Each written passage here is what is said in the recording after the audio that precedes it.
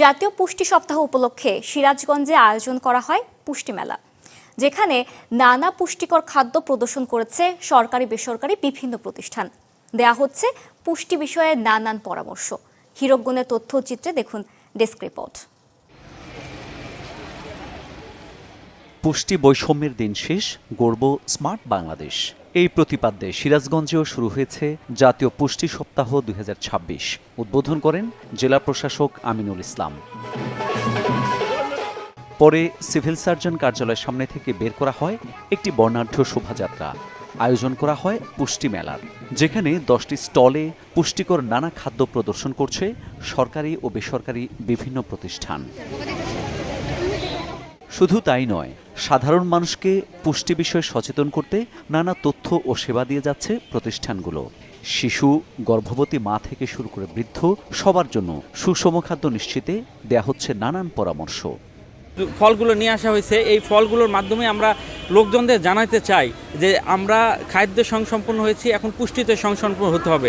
গর্ভবতী মহিলারা তারা যদি সঠিকভাবে পুষ্টি উপাদান না পায়, তারা সুস্থ সবল একজন বাচ্চা কিন্তু জন্ম দিতে পারবে না।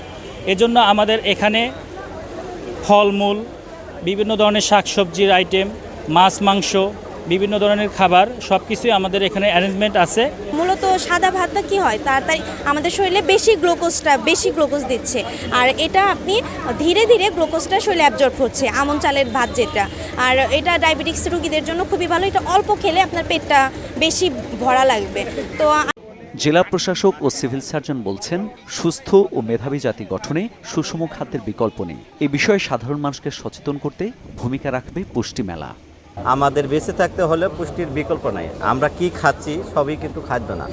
আমাদের বাংলাদেশ এখন পাশ্চাত্য খাদ্যের কিছু ফাস্টফুড, চাইনিজ এগুলোর দিকে আসক্ত হয়ে গেছে। আমরা এগুলো থেকে বেরিয়ে আমাদের দেশীয় যে সিজনাল খাদ্যগুলো আছে, এগুলো পুষ্টিকণে ভরপুর, এইগুলার বার্তা আমরা সবাইকে দিতে চাই। বাচ্চা থেকে শুরু করে প্রেগনেন্ট মহিলা থেকে শুরু করে আমরা যে ডায়াবেটিক্স রোগী বা হার্টের রোগী বা যে ধরনের রোগগুলো আমরা আমাদের বাংলাদেশে এখন নিয়মিতভাবে মানুষের শরীরে বাধা পাচ্ছে, তো সেগুলো থেকে কিভাবে আমরা মুক্ত থাকতে পারি, তার জন্য যে পুষ্টিকর খাবারগুলো প্রয়োজন সেগুলোই মূলত এই মেলায় প্রদর্শনের জন্য নিয়ে আসা হয়েছে, যাতে এই মেলায় যারা আসবেন, পরিদর্শন করবেন, তারা স্বাস্থ্য সচেতন হন এবং তাদের যার শরীরের জন্য যে ধরনের পুষ্টি প্রয়োজন, পুষ্টিকর খাবার, সেগুলো তারা যাতে খাওয়ার ব্যাপারে উদ্বুদ্ধ হন।